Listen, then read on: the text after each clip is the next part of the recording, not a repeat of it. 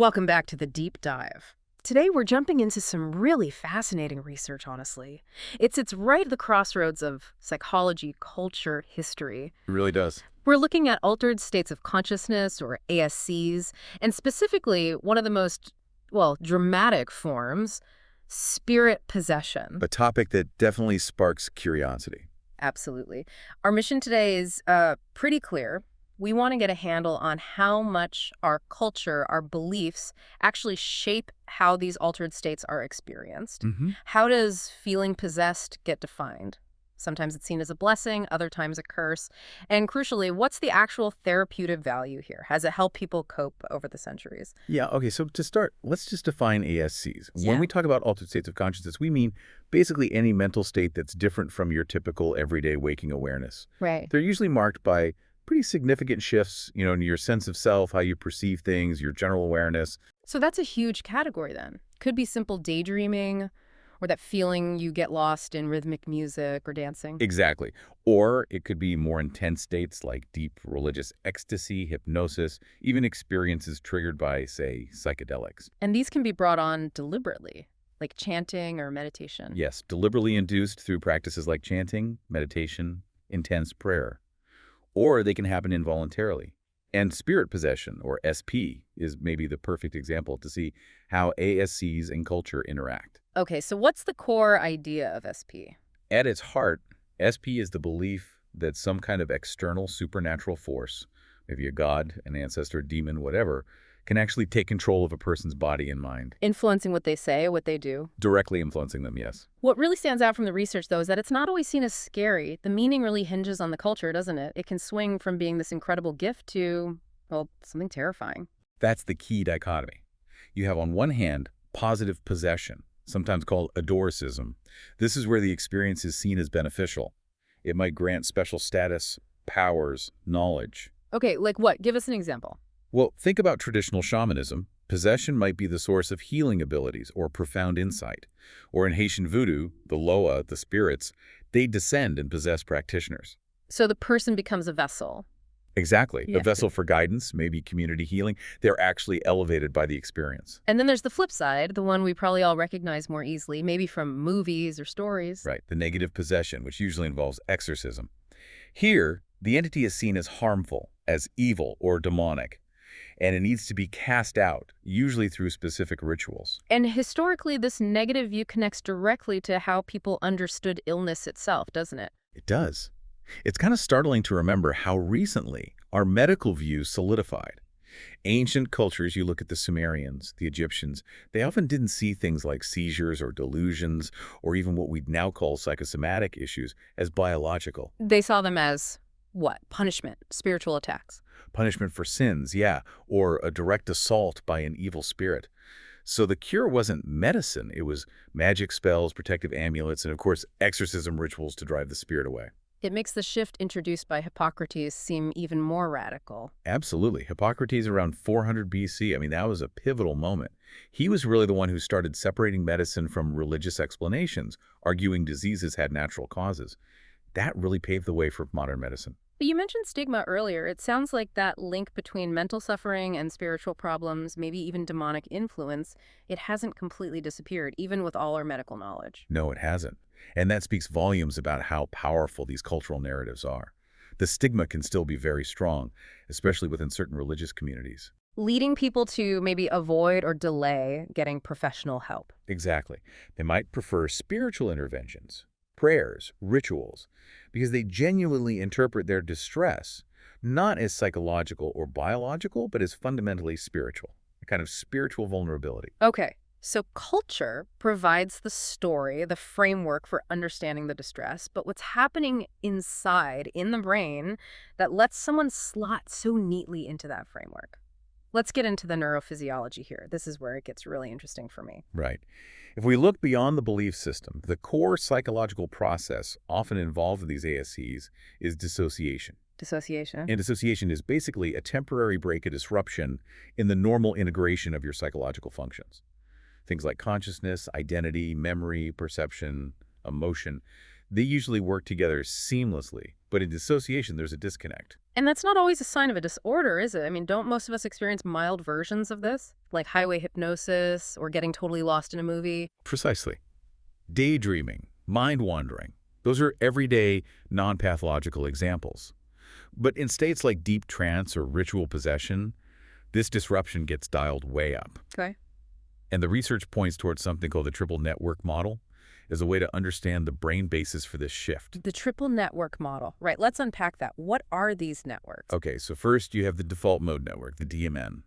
This is really involved in self-thought, your inner monologue, thinking about yourself, your past, your future. It's kind of the me network. Got it. The internal narrator. Sort of, yeah.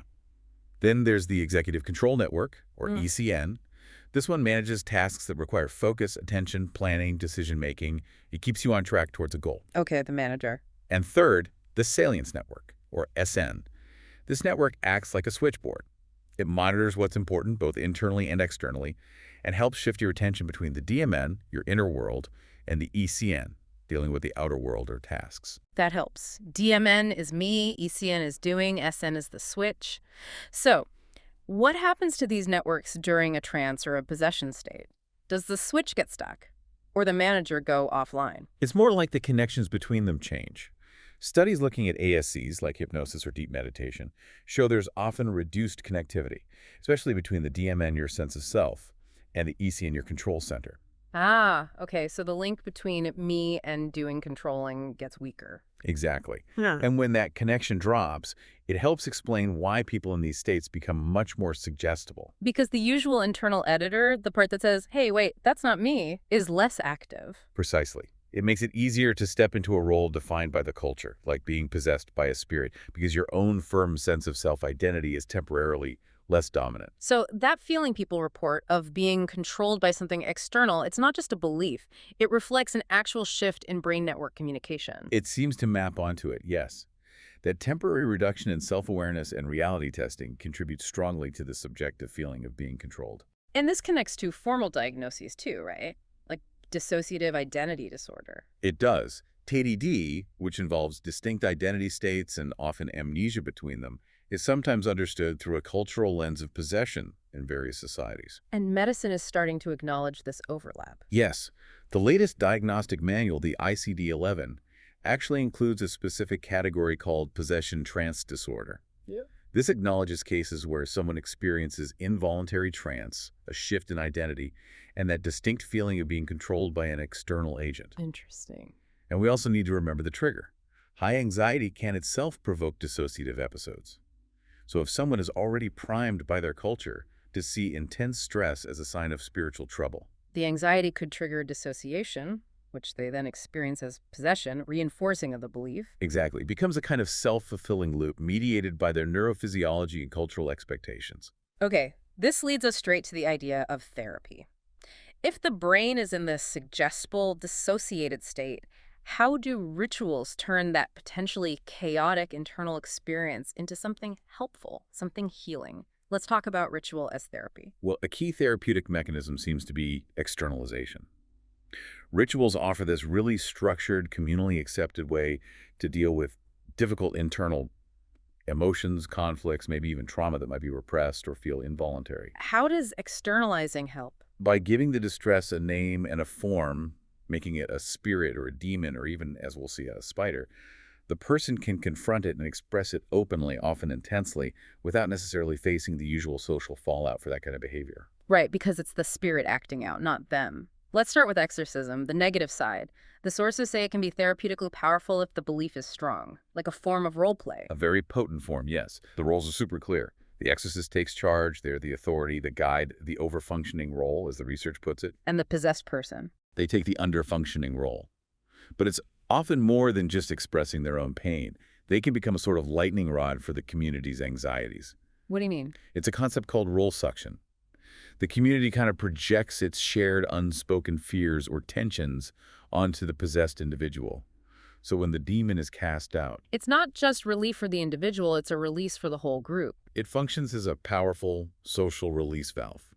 There's a great historical example. Johann Joseph Gassner, an 18th century priest famous for his exorcisms. Okay. His work was later investigated by Franz Mesmer, of mesmerism fame. Yeah.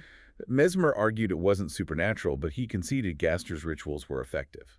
They worked as a kind of curative trance for what we'd now likely call functional neurological disorders, Hmm. or FNDs, things like hysterical paralysis or seizures. So the ritual structure itself induced a therapeutic state, regardless of the explanation. Exactly.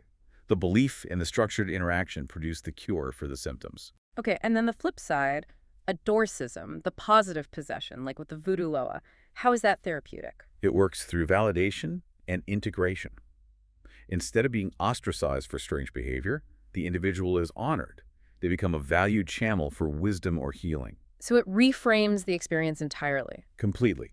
It helps the community process things symbolically, it reinforces social bonds, and importantly, it gives the possessed person a respected place and a strong sense of belonging. The research also highlights a really vivid physical example of this kind of ritual healing. Tarantism in southern Italy, centuries ago. Oh, Tarantism is fascinating. It really shows the social dimensions. This is mainly 16th, 17th centuries. People, often women, would exhibit these dramatic symptoms, intense melancholy, convulsions, fainting, basically, FND symptoms again. And they blamed it on. A tarantula bite. They claimed they'd been bitten, and the spider's venom or spirit was causing the illness. Okay, so what was the cure? An anti-venom. No, the cure was music and dance. Specifically, the frenzied communal tarantella dance. They had to dance, sometimes for days until they collapsed, supposedly to sweat out or exorcise the spider's influence. Wow. So literally dancing their troubles away. But what was really going on there socially? Well, the crucial insight is that this ritual provided a socially sanctioned outlet for distress and, importantly, dissent, especially for people, like women, who had little power or voice otherwise. How so? If someone was deeply unhappy, maybe forced into a marriage, or just ground down by hardship, they couldn't just rebel openly, but under the cover of the tarantula bite. They could express all that frustration, anger, despair, maybe even act out seductively or aggressively in the dance? Precisely. They could have this intense emotional and physical release, act in ways normally forbidden, and society accepted it because, well, the spider made them do it. That's incredible. It's social protest disguised as illness and cured by communal catharsis. And the ecstatic dance itself has physiological effects: endorphins, dopamine-inducing euphoria, reducing pain, facilitating that dissociative state that allows for emotional processing and release. The cultural story provided the safe space for it all. Okay, so pulling all this together, what are the big takeaways for how we understand and maybe even use these states today? From ancient rituals to modern therapy like hypnosis. The sources seem to distill it down to a few key factors for making ASCs therapeutically useful. Yeah, they highlight four main things. First, cultural sensitivity. You absolutely have to understand and respect the cultural meaning the state holds for the person. It's not just brain chemistry, it's meaning-making. Makes sense. What's second? Second is the community and social aspect. Healing in these contexts often isn't solitary. The community plays a role in witnessing, supporting, and reintegrating the person. That social dimension is vital. Okay. Third is what they call ego dissolution and reorganization. That temporary quieting of the default mode network, the letting go of the rigid sense of self. That seems crucial for allowing emotional release, for catharsis, and for breaking out of stuck patterns of thinking and feeling. Like hitting a reset button, almost. In a way, yeah. And the fourth factor is using the ASC effectively for coping. Leveraging that dissociative ability to temporarily disconnect from overwhelming pain, whether physical or emotional, can create the space needed to process things without being completely flooded. This all sounds incredibly powerful, but it also leads to a criticism raised in the research about how we, in the West, sometimes try to adopt these practices. Right. There's a concern that when Western culture borrows practices like, say, mindfulness meditation from Eastern traditions, it often gets stripped down. How so? Stripped of what? Stripped of its original cultural context, its indigenous roots, and sometimes key components of the practice itself, things like preparatory fasting or periods of intense physical activity, or the deep community integration that traditionally went with it. So we take the technique, but we might leave behind the crucial ritual container and the social support system that made it work holistically. That seems to be the argument. And the potential result is that these adapted practices, while maybe still helpful, might be less effective or offer incomplete results compared to the original culturally embedded versions. The brain state needs the cultural structure to really channel that energy effectively. It's like the biology and the symbolism have to work together. They really do. Yeah. Ultimately, what this research underscores is that altered states of consciousness, even the really extreme-seeming ones like spirit possession, aren't just quirks of brain function or signs of illness. They are deeply human. And their cultural meaning, their symbolic weight, is just as important as the underlying biology for understanding consciousness and healing. Couldn't agree more. It really suggests that maybe the human mind needs these kinds of culturally approved stories, these frameworks, these rituals, Needs them for what? to channel our deepest fears or conflicts, especially those we share as a community.